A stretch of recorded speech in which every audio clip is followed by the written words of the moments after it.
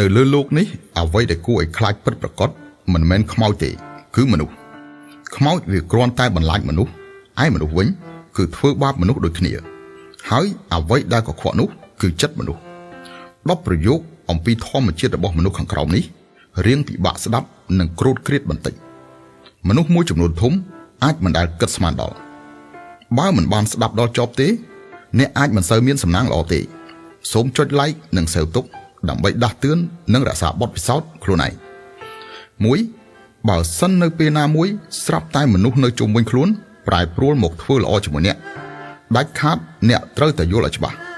មិនមែនមកពីពួកគេមានចិត្តល្អនោះទេប៉ុន្តែគឺមកពីសមត្ថភាពរបស់អ្នកខ្លាំងជាងមុន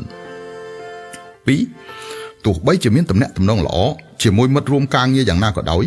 ចាំដល់ពេលវេលាឈប់ហើយត្រូវតែគិតគូរឲ្យច្បាស់លាស់ជាមួយគ្នានេះគេហៅថាឃ្លាតឆ្ងាយណាយចិត្ត3អាចកំបាំងក្នុងការកសាងទំនាក់ទំនងល្អជាមួយមនុស្សជុំវិញខ្លួនគឺកុំចែករំលែកនៅរឿងរ៉ាវសប្បាយចិត្តភាពរីករាយនៃភាពជោគជ័យណាមួយឲ្យសោះព្រោះធម្មជាតិអាក្រក់ធំបំផុតរបស់មនុស្សគឺមិនចង់ឃើញអ្នកដទៃល្អជាងខ្លួនឡើយមនុស្សដែលកាន់តែឆ្លាតគឺកាន់តែចេះធ្វើពុតជាល្ងីល្ងើ4មនុស្សម្នាគ្រប់គ្នាគឺស្រឡាញ់មនុស្សស្លូតត្រង់ណាស់ព្រោះមនុស្សឆ្លាតពេកគេគ្មានអារម្មណ៍ថាសុវត្ថិភាពឡើយ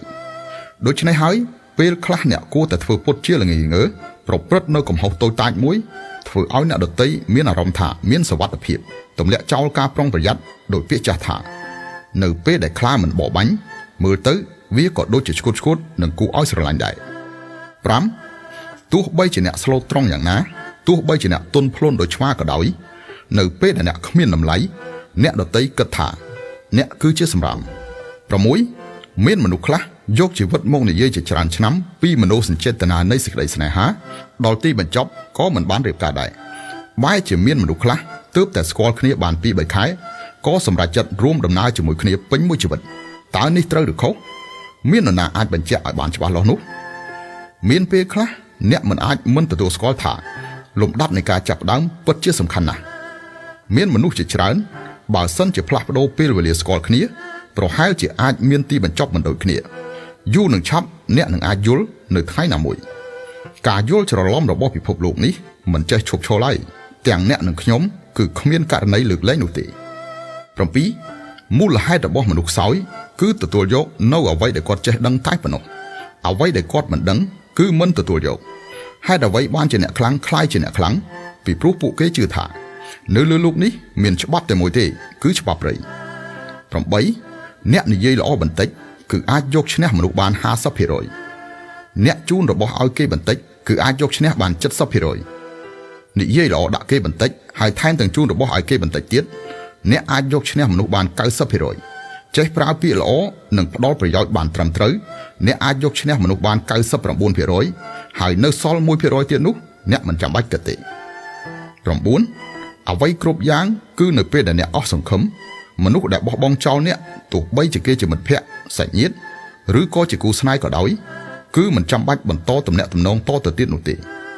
ទោះបីពួកគេដឹងយ៉ាងច្បាស់ថាអ្នកកំពុងរងទុក្ខបែរជាអាចធ្វើជាមិនដឹងមិនឮបានថែមទាំងប្រមាថមើលងាយទៀតផងនោះមនុស្សបែបនេះគឺមិនស័ក្តិសមនឹងរាប់អានស៊ីជម្រៅនិងអធិស្ឋានឲ្យរហូតបានទេ10មនុស្សគ្រប់គ្នាគ្មានអ្នកណាល្អគ្រប់10នោះទេដូច្នេះកុំវាតម្លៃរូបរាងរបស់អ្នកដទៃព្រោះគេមិនពឹងផ្អែកលើអ្នកដើម្បីហូបបាយទេកុំវាតម្លៃគុណធម៌របស់អ្នកដទៃព្រោះអ្នកប្រហែលជាមិនថ្លៃថ្នូរដោយគាត់កុំវាតម្លៃគ្រួសាររបស់អ្នកដទៃពីព្រោះរឿងនោះគ្មានតាក់ទងនឹងអ្នកទេមានលុយកាក់ច្រើនប៉ុណ្ណាក៏ដោយមិនអាចការពារការស្លាប់បានទេ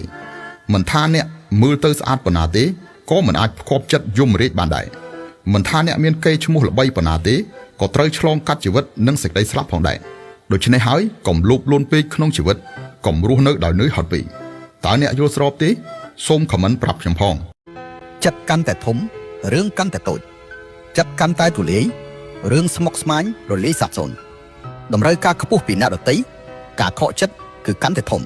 តម្រូវការខ្ពស់ពីខ្លួនឯងក្តីទុក្ខសោកគឺកាន់តែច្រើន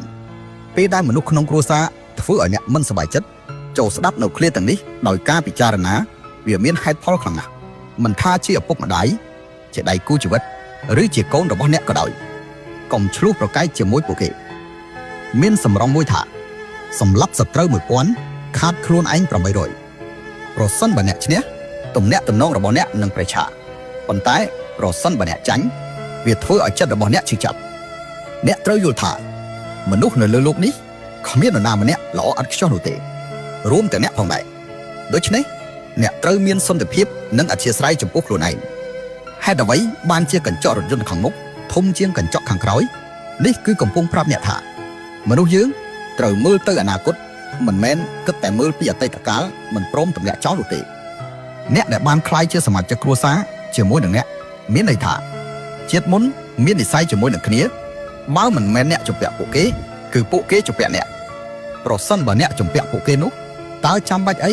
ត្រូវទារសំណងប្រសិនបើពួកគេជំពាក់អ្នកវិញនោះរឹតតែមិនចាំបាច់ទៅទៀត